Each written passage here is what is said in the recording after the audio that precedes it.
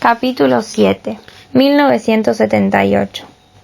Morris, sentado en una litera de acero con la cabeza agachada, palpitándole y las manos suspendidas entre las piernas del pantalón de color naranja, respiraba los efluvios emponzoñados de la orina, los vómitos y el desinfectante. Su estómago era una bola de plomo que parecía haberse expandido hasta llenarlo todo, desde la entrepierna hasta la nuez de Adán. Los ojos le latían en las cuencas, la boca le sabía a contenedor de basura, le dolía el vientre y la cara, tenía los senos tapados. En algún lugar una voz ronca y desesperada entonaba: necesito un amante que no me vuelva loco. Necesito un amante que no me vuelva loco. Necesito un amante que no me vuelva loco. Cállate, exclamó alguien. Tú sí que me estás volviendo loco a mí, gilipollas. Una pausa luego. Necesito un amante que no me vuelva loco. El plomo de su vientre se licuó y borboteó. Se descolgó de la litera, cayó de rodillas, con la que una nueva punzada le traspasó la cabeza, y colocó la boca abierta sobre el funcional inodoro de acero. Por un momento no salió nada. Luego, contrayéndose todo él, expulsó algo similar a 5 litros de dentrífico amarillo. Durante unos segundos la intensidad del dolor fue tal que pensó que la cabeza iba a estallarle sin más, y durante esos segundos Morris abrigó la esperanza de que así fuera. Cualquier cosa con tal de poner fin a ese dolor. En lugar de morir, volvió a vomitar. En esta ocasión solo medio litro en lugar de 5, pero ahora el líquido ardía. Siguieron arcadas en seco. No del todo en seco. Gruesos hilos de mucosidad oscilantes pendían de sus labios como telarañas. Tenía que limpiárselos. Alguien lo está lamentando, exclamó una voz. Vocerío y carcajadas en respuesta al comentario jocoso. Al oír ese barullo, Morris tuvo la sensación de estar encerrado en un zoológico, y supuso que en cierto modo lo estaba, solo que este era uno de esos zoos en los que las jaulas contenían seres humanos. El mono de color naranja que llevaba puesto era prueba de ello. ¿Cómo había llegado hasta allí? No se acordaba, igual que no se acordaba de cómo había entrado en la casa que había destrozado en Sugar Heights. Lo que sí recordaba era su propia casa en Skidmore Street. Y el cofre, por supuesto, los esfuerzos para enterrar el cofre. Con dinero en el bolsillo, $200 del dinero de John Royce, había ido a Sonny's a por un par de cervezas porque le dolía la cabeza y se sentía solo. Había hablado con el dependiente, de eso estaba casi seguro. Pero no recordaba el tema de la conversación. ¿El béisbol? No lo creía. Él llevaba una gorra de los Ground Dogs, pero ahí acaba su interés. Después de eso, apenas nada. Lo único que le contaba era que algo se había torcido gravemente. Cuando uno despierta vestido con un mono naranja, esa era una deducción fácil de extraer. Volvió a rastras a la litera. Se encaramó a ella, encogió las rodillas contra el pecho y se las rodeó con las manos. En la celda hacía frío. Empezó a tiritar. Puede que preguntara al dependiente cuál era su bar preferido, pensó. Uno al que pudiera llegar en autobús. Y fue allí, ¿o no? Fui allí y me emborraché, pese a saber los efectos que el alcohol tiene en mí. Y no es que terminara un poco alegre, no. Pillé una mierda como un piano, tal corgosa que ni me tenía en pie. Sí, sin duda, pese a saber los efectos que tenía, lo cual era malo, pero no se acordaba de los desaguisados posteriores, y eso era peor. Después de la tercera copa, a veces la segunda, se precipitaba en un pozo oscuro y no volvía a salir hasta que despertaba con resaca pero sobrio. Episodios de amnesia alcohólica, así lo llamaban, y esos episodios siempre acababan, en fin, digamos, en jaranas.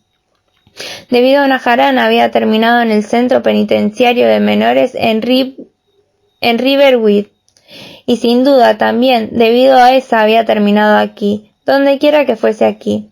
Las jaranas, las putas jaranas. Morris confió en que hubiese sido una clásica rayeta de bar y no otro allanamiento de morada. En otras palabras, no una repetición de sus aventuras en Sugar Hills. Pero no era ya ni mucho menos un adolescente, y esta vez no lo mandarían al reformatorio. De eso nada. Aún así cumpliría la condena si había cometido un delito, siempre y cuando el delito no guardara relación con el asesinato de cierto genio escritor estadounidense. Eso no. Dios, por favor. Si guardaba relación con eso, no volvería a respirar el aire libre en mucho tiempo. Quizá nunca, porque además no era solo Rosenstein, ¿no? Y de pronto lo asaltó un recuerdo, el momento en que Curtis Rogers le preguntó si en New Hampshire había pena de muerte. Morris, tiritando, se tendió en la litera y pensó, eso no puede ser la razón por la que estoy aquí, no puede ser. ¿Puede ser? Debía admitir que era posible, y no solo porque la policía pudiera haberlo relacionado con los muertos del área de descanso. Se veía a sí mismo en un bar o un local de striptease en alguna parte. Morris, el ex estadounidense universitario sin título y el sediente experto en literatura estadounidense, pegándole al Bourbon y teniendo una experiencia extracorporal. Alguien empieza a hablar sobre el asesinato de John Royster, el gran escritor, el genio solitario de Estados Unidos, y Morris, como una cuba rebosante de esa desmesurada ira que normalmente mantenía encerrada en una jaula, esa bestia negra de ojos amarillos se vuelve hacia la persona que ha hablado y dice, no tenía mucha pinta de genio cuando le volé la cabeza. Jamás haría una cosa así, susurró. Le dolía la cabeza más que nunca, y además le pasaba algo en el lado izquierdo de la cara, le ardía. Jamás haría una cosa así. Pero ¿eso cómo lo sabía? Cuando bebía, cualquier día podía convertirse en el día en que todo es posible. La bestia negra salía. En su adolescencia, la bestia había acampado a sus anchas por aquella puta casa del Sugar Haynes, dejándola prácticamente arrasada, y cuando la policía atendió la llamada de la alarma silenciosa, él ofreció resistencia hasta que uno lo dejó inconsciente de un golpe de porra.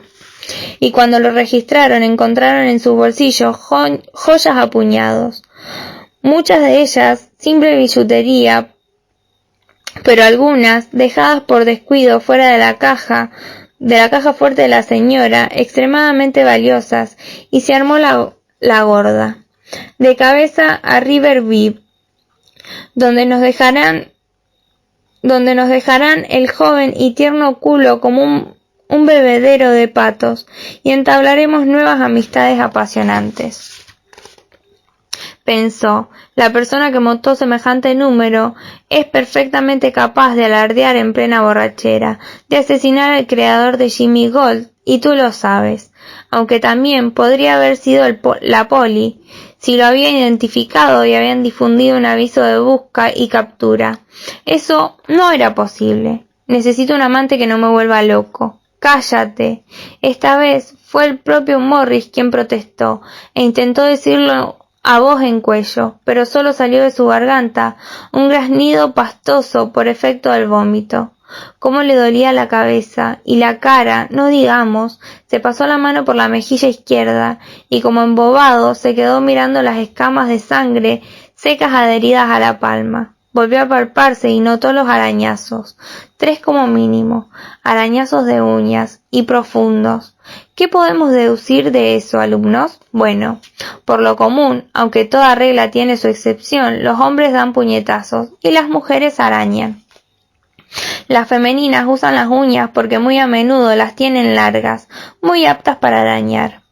¿Me insinuó alguna y me rechazó con las uñas? Morris intentó recordar y no pudo. Recordó la lluvia y el poncho y las raíces iluminadas por la linterna. Recordó el pico Medio recordó el deseo de oír música rápida y estridente, y la conversación con el dependiente en el Sonny's Cove Mart, y después de eso, solo oscuridad. Pensó, quizá haya sido por el coche, el condenado Biscayne. Quizá alguien lo vio salir del área de descanso en el Estatal 92, con manchas de sangre en el lado derecho de la parte delantera. Y quizá dejé algo en la guantera, algo con mi nombre. Pero eso le parecía poco probable. Freddy había comprado el Chevrolet a la parroquiana media borracha de una cervecería de Lynn, pagando a escote entre los tres. Según constaba en el cambio de titularidad que ella había firmado, el comprador se llamaba Harold Fineman, que casualmente era el nombre del mejor amigo de Jimmy Gold, en el corredor. La mujer no había visto ni una sola vez a Morris, que supo que le convenía quedarse al margen de ese trato en particular. Además, cuando dejó el coche en las galerías, solo le faltó escribir en el parabrisas: por favor, róbenme. No, el Biscayne estaba ahora en un solar de Lubbock o en un descampado junto al lago, deshuesado hasta los ejes. ¿Cómo he acabado aquí, pues? De vuelta a ese punto, como una rata corriendo en una rueda. Si una mujer me marcó la cara con las uñas, ¿la emprendí yo con ella? Le rompí quizás la mandíbula. Algo revero tras las cortinas de su amnesia. Sí, ese era el caso. Probablemente lo acusarían de agresión, y por eso podía acabar en Wannesville, un viaje en el gran autobús verde con tela metálica en las ventanillas. Wannesville sería un mal asunto, pero podría cumplir unos años de condena por agresión si no quedaba más remedio. Una agresión no era un asesinato. Por favor, que no sea por Royster, pensó. Tengo mucho material de lectura por delante y está a buen recaudo, esperándome. Lo bueno es que, además, dispongo de dinero para mantenerme mientras me dedico a eso. Más de $20,000 en billetes de 20 y 50 sin marcar. Eso durará lo suyo si vivo con moderación, así que por favor, que no sea por asesinato. Necesito un amante que no me vuelva loco. Una sola vez más, hijo de puta, exclamó alguien. Una sola vez más y te sacaré el culo por la boca. Morris cerró los ojos. Aunque a mediodía se encontraba mejor, rechazó la basofia que allí pasaba por comida, fideos flotando en una salsa que parecía sangre. Más tarde, a eso de las 2, un cuarteto de celadores recorrieron el pasillo entre las celdas. Uno llevaba una tablilla sujetapapeles y enumeraba nombres a voz en grito. Belmani, Holloway, McGivers, Riley, Rosenberg, Titgarden, un paso al frente. ¿Titgarden, señor? No, Titgarden. Corrigió el negro corpulento que ocupaba el calabozo contiguo al de Morris. Por mí como si te llamas John Q, hijo de puta. Si quieres hablar con el abogado de oficio, da un paso al frente. Si no, quédate ahí sentado y acumula más tiempo de condena. La media docena de presos nombrados dio un paso al frente. Eran los últimos que quedaban, al menos en ese pasillo. Los otros detenidos de la noche anterior, incluido afortunadamente el individuo que había estado destrozando la canción de John Mellencamp, habían sido puestos en libertad o trasladados al juzgado para la comparencia matutina. Eran los casos de poca monta.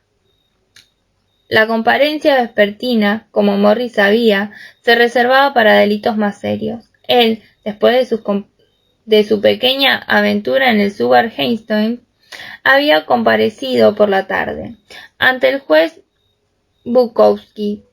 Una mala puta. Morris rezó a Dios en el que no creía cuando la puerta del calabozo se abrió con un chasquido.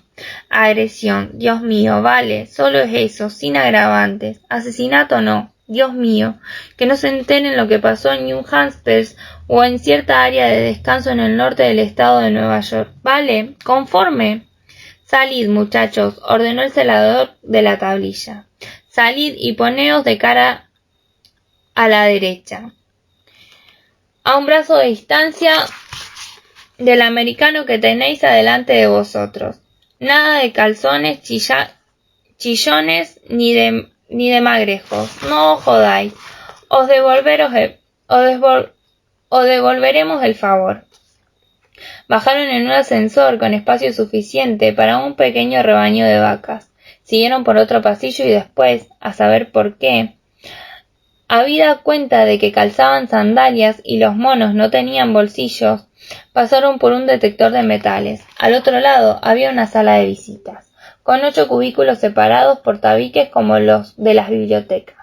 El celador de la tablilla mandó a Morris al número 3. Morris se sentó ante el abogado de oficio, situado tras una lámina de plexiglas que habían ensuciado a menudo y limpiado muy rara vez. El hombre en el lado de la libertad era un friki con el pelo mal cortado y un problema de caspa. Tenía irritada la piel en torno a uno de los orificios nasales a causa de un catarro y sostenía en el regazo un maletín gastado. Aparentaba 19 años cumplidos. Esto es lo que recibo, pensó Morris. Dios santo, esto es lo que recibo. El abogado señaló el teléfono instalado en el tabique del cubículo de Morris y abrió el maletín. De este extrajo una sola hoja, el inevitable bloc amarillo de papel pautado propio de su profesión. En cuanto colocó lo uno y lo otro en la respina ante él, dejó el maletín en el suelo y descolgó el auricular de su propio teléfono. No habló con la voz aguda y vacilante de tenor que cabía esperar en un adolescente, sino con una voz de barítono ronca, aplomada, en apariencia demasiado grande para aquel pecho estrecho agazapado detrás del trapo morado que llevaba por corbata. Está usted con la mierda hasta el cuello, señor. Echó una ojeada a la hoja extendida sobre el bloc. Belmani debe prepararse por una larguísima estancia en la prisión estatal, creo. A menos que tenga algo con qué negociar, claro. Morris pensó. ¿Se refiere a utilizar los cuadernos en la negociación? Le subió por los brazos una sensación de frialdad, como las pisadas de unas hadas malévolas. Si estaba allí por Roynstein, estaba allí por Curtis y Freddy. Eso significaba cadena perpetua sin posibilidad de libertad condicional. Jamás tendría ocasión de recuperar el cofre, jamás averiguaría el destino final de Jimmy Gold. Hable, dijo el abogado, como si se dirigiera a un perro. Dígame antes con quién hablo. Elmer Cafferty, temporalmente a su servicio. Va a comparecer dentro de... Consultó su reloj. Un Timex más barato aún que su traje. 30 minutos. La juez Bukowski es muy puntual. Morris sintió en la cabeza una punzada de dolor que no tenía nada que ver con la resaca. No, esa no puede ser. Esa bruja es más vieja que la sarna. Cafferty sonrió. Deduzco que ha tenido ya tratos con la gran Bukowski. Consulte el expediente, dijo Morris con visible desaliento. Aunque probablemente eso no contestaba. El asunto de Sugar Haynes está bajo protección jurídica, como le había dicho a Andy. El puto Andy, pensó. Esto es más culpa de él que mía. Marica. Cafferty frunció el entrecejo. ¿Qué ha dicho? Nada, siga. El expediente del que yo dispongo se reduce al informe de la detención de anoche. El lado positivo es que, cuando llegue a juicio, su destino estará a mano de otro juez. Más positivo aún, al menos para mí. Si pensamos que para entonces lo representará otra persona, mi mujer y yo nos trasladamos a Denver y usted, señor Belmani, será solo un recuerdo. A Morris tanto se le daba si se iba a Denver o al infierno. Dígame de qué se me acusa. ¿No se acuerda? Tengo amnesia. ¿En serio? Pues sí, contestó Morris. Quizá pudiera utilizar los cuadernos en la negociación, pero le dolía la sola idea de planteárselo. Además, aun si hacía el ofrecimiento, o si lo hacía Caffetti, ¿comprendería el fiscal la importancia de lo que esos cuadernos contenían? No resultaba muy probable. Los abogados no eran eruditos. Para una fiscal, la gran literatura era probablemente Earle Stanley Gardner, aun cuando los cuadernos, todos aquellos preciosos Moleskine, tuvieran algún valor para el representante del Ministerio Público. ¿Qué ganaría él, Morris, por entregarlo? ¿Una cadena perpetua en lugar de 3? Vaya gana. No puedo, por nada del mundo no lo haré. Andy bien podía ser un marica y ponerse English Letters, pero no le faltaba razón en cuanto al verdadero móvil de Morris. Curtis y Freddy se habían metido en el asunto por el dinero. Cuando Morris les aseguró que el viejo podría haber acumulado 100.000 como mínimo, le creyeron. En cuanto a los textos de Roynster, bueno, para aquellos dos tarados el valor de la obra de Roynster de 1960 era solo una nebulosa posibilidad, como una mina de oro perdida. Era a Morris a quien le interesaban los textos. Si las circunstancias se hubiesen desarrollado de otro modo, habría propuesto a Curtis y Freddy un cambio, cederle su parte del dinero y quedarse íntegramente la palabra escrita, y no le cabía duda de que ellos habrían aceptado. Si ahora entregaba los cuadernos, y más teniendo en cuenta que contenían la continuación de la saga de Jimmy Gold, todo habría sido en vano. Corfetti golpeteó el plexiglas con el auricular y luego se lo acercó otra vez al oído. Carfetti llamando a Belmani. Carfetti llamando a Belmani. Conteste. Perdón, estaba pensando. Ya es un poco tarde para eso, ¿no le parece? Procure prestarme atención si es tan amable. En la comparencia se le leerán 3 cargos. Mis consejos, si decide aceptarlo, es que se declare